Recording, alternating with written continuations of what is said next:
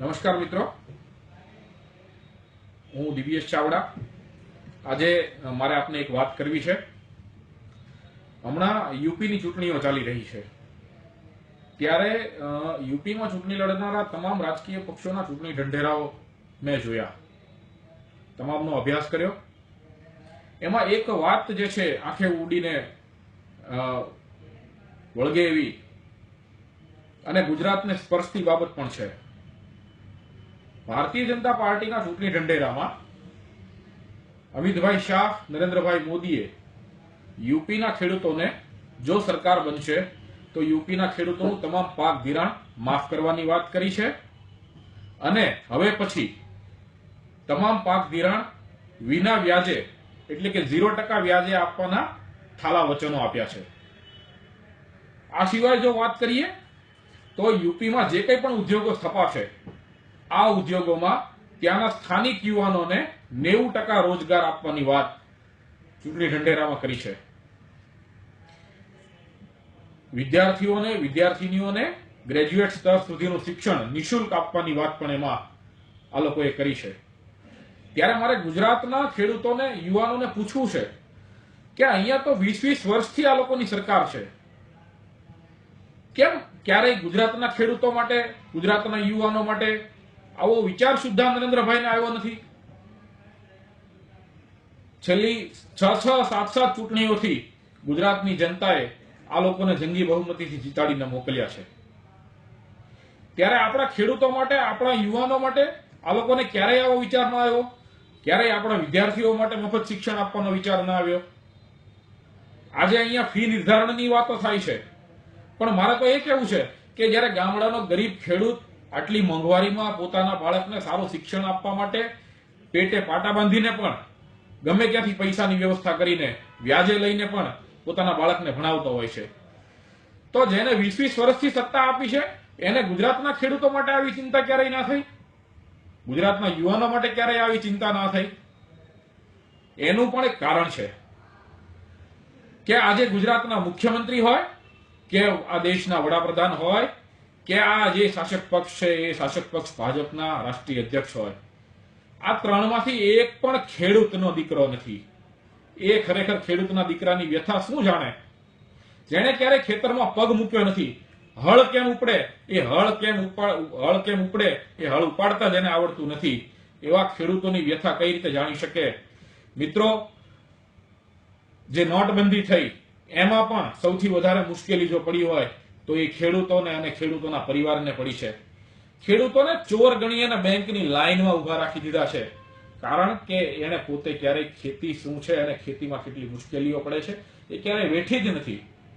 જ્યારે વડાપ્રધાન તો જાહેરમાં એવું કહેતા હોય છે કે હું વેપારી છું અને મારા લોહીમાં વેપાર છે, એ ખેડૂતની વ્યથા અને ખેડૂતના પ્રશ્નો માટે શું કોઈ દિવસ સારું કરી શકે? આ વાત આપણે સમજી લેવાની જરૂર છે આજે.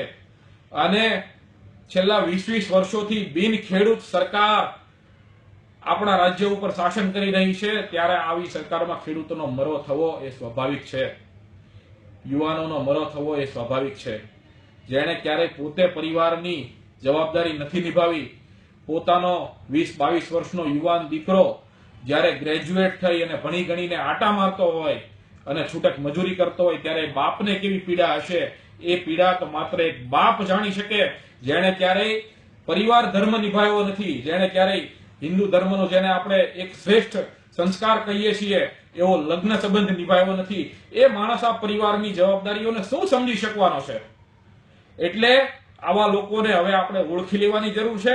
છેલ્લા 20-20 વર્ષથી નર્મદાના પાણીને આપણા સૌરાષ્ટ્રના ખેતરો સુધી પહોંચાડવાની જે વાતો કરી છે, આ નર્મદાના પાણી આજે 20-20 વર્ષે પણ ખેડૂત આશ માંડીને બેઠો છે કે આજે નર્મદાનું પાણી અમારા ખેતરમાં આવશે, કાલે નર્મદાનું પાણી અમારા ખેતરમાં આવશે.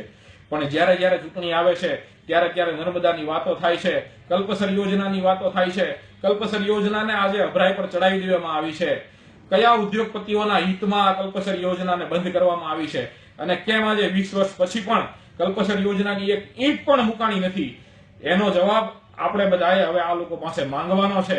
જ્યારે ચૂંટણી આવે છે ત્યારે ઠાલા વચનો આપી, યુવાનોને નવા નવા સપના દેખાડી અને આપણી પાસેથી મત લઈ જાય છે. અને આપણે એમને ખોબલે ખોબલે મત આપ્યા છે, ગુજરાતની જનતાએ ભાજપને ખોબલે ને ખોબલે મત આપ્યા છે, ત્યારે આજે આપણે શું મળ્યું? આપણને આજે પણ આપણે બેંકોની લાઈનમાં ઊભું રહેવું પડે છે અને લોકોને પાક ધિરાણ માટે આપણો પાક આજે યાર્ડમાં વેચવા માટે પણ ખેડૂતોએ લાઈનમાં ઊભું રહેવું પડે છે અને એ પાક આપણે વેચાય એની કિંમત પણ જ્યારે આપણને પૂરતી મળતી નથી. આપણા પશુઓ માટે આપણને સારો ઘાસચારો મળતો નથી. ગૌચરની જમીનો ઉદ્યોગપતિઓને સસ્તા ભાવે પધરાવી દેવામાં આવી છે. ત્યારે ઉદ્યોગપતિઓને તમે લાખો અને કરોડો રૂપિયાની લોનો માફ કરી આપી છે, પણ ખેડૂતોને ક્યારેય તમે આ 20 વર્ષમાં એક પણ વાર, માત્ર ને માત્ર 2004માં કેન્દ્રની કોંગ્રેસ સરકારે એક વાર વ્યાજ માફી અને ઋણ માફી કરેલું, એ સિવાય આ ભાજપ સરકારે ક્યારેય ખેડૂતો માટે વિચાર્યું નથી. આવી ભાજપ માટે હવે આપણે વિચારવાનો સમય આવી ગયો છે. ત્યારે ફરીથી ગુજરાતના યુવાનોને પણ મારે આ વાત કરવી છે કે જો યુપીમાં 90% રોજગાર ત્યાંના સ્થાનિક યુવાનોને આપવાની વાત થઈ શકતી હોય તો ગુજરાતના ઉદ્યોગોમાં કેટલા ટકા રોજગાર ગુજરાત સરકારે ગુજરાતના યુવાનોને આપ્યો છે? જો આ ગુજરાત સરકારે ખરેખર રોજગાર આપ્યો હોય તો એનો ખુલાસો કરે અને ગુજરાતના યુવાનોએ પણ આ બાબતને હવે જ્યારે પણ આ લોકો આપણી પાસે આવે ત્યારે એમને આ વાત પૂછવાની છે કે તમે કેટલા ઉદ્યોગોમાં કેટલા ટકા ગુજરાતીઓને રોજગાર આપ્યો છે? ગુજરાત છે એ ગુજરાતીઓનું છે, ગુજરાતના ખેડૂતોનું છે, કોઈ વેપારીઓનું નથી. આ વાત આપણે હવે એમને કહેવાની છે અને વેપારીઓ આ ખુરશી ખાલી કરે અને ગુજરાતનો ખેડૂત આ ગુજરાતની સત્તા સંભાળશે. ગુજરાતના ખેડૂતનો દીકરો આ ગુજરાતની સત્તા સંભાળશે અને ત્યારે જ આપણે ગુજરાતના ખેડૂતોનું, ગુજરાતના યુવાનોનું કંઈક સારું કરી શકીશું. આ જ વાત મારે આજે આપને ધ્યાન દોરવું છું. હજી યુપીના ચૂંટણી ઢંઢેરામાં ઘણા જે ઠાલા વચનો આપવામાં આવ્યા છે એ હવે પછી હું દરરોજ આપને આવા એક ઠાલા વચનોની યાદ અપાવતો રહીશ કે યુપીમાં તમે જો આ વાત કરવા માંગતા હો તો ગુજરાતમાં તો 20-20 વર્ષથી તમારું શાસન છે, કેમ ગુજરાતમાં તમે આ વાતોનો ક્યારેય અમલ નથી કર્યો? આ વાત આપણે આ લોકોને પૂછવાની છે અને એમની જે વહાલા દલવાની નીતિ છે ઉદ્યોગપતિઓ માટે, એ ઉદ્યોગપતિઓની નીતિ પણ હવે જ્યારે આજે ગુજરાતની તમામ જનતા જાણે છે ત્યારે મારે વિશેષ કઈ વાત નથી કરવી, પણ હવે એક જ નિર્ધાર કરવો છે કે હવે પછી માત્ર ને માત્ર ખેડૂતનો દીકરો આપણા ગુજરાતનું શાસન સંભાળે, આપણા ગુજરાતની ધુરા સંભાળે. એટલી જ અભ્યર્થના સાથે